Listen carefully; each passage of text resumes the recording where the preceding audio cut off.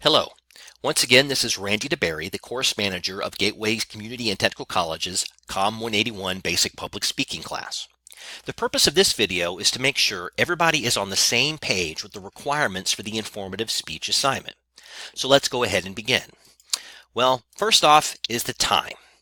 Now, the time limit for the personal narrative, as you can remember, was 3 to 5. So the informative speech is longer.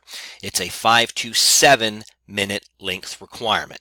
And the time penalty for either going over or under time is the same, just as it was for the personal narrative. Also, remember, this is an informative speech, not a persuasive speech. This trips students up every semester. Remember, as an informative speaker, your job is just to teach, to tell us about something, not to be persuasive. And every semester a student makes a mistake of doing a persuasive speech for the informative because they think just because they put to inform in front of their topic, it makes it fine. Okay. The key thing here is in an informative speech, you do not make a sort of argument.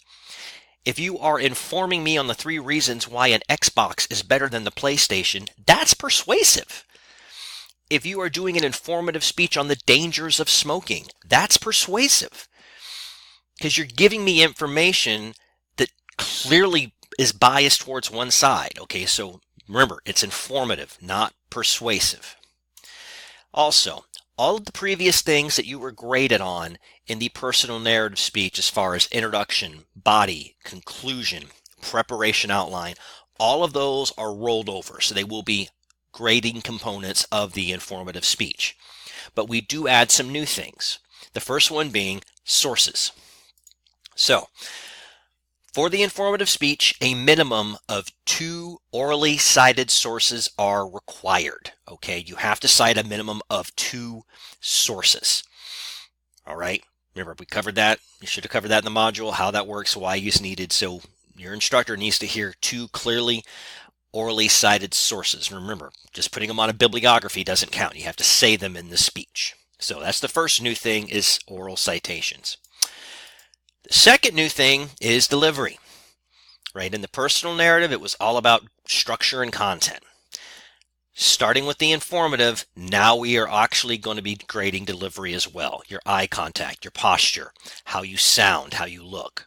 All right, so those are the 2 new components for this speech, the oral citations and delivery. Now, just like with the personal narrative, once you're done, you need to take your video and upload it to YouTube. And then you'll need to submit the link in through the Blackboard page just like you did before. And also, like before, be sure you complete and attach a preparation outline to the assignment. So, those are the requirements for the informative speech. If you have any questions, please contact your individual instructors. Thank you much.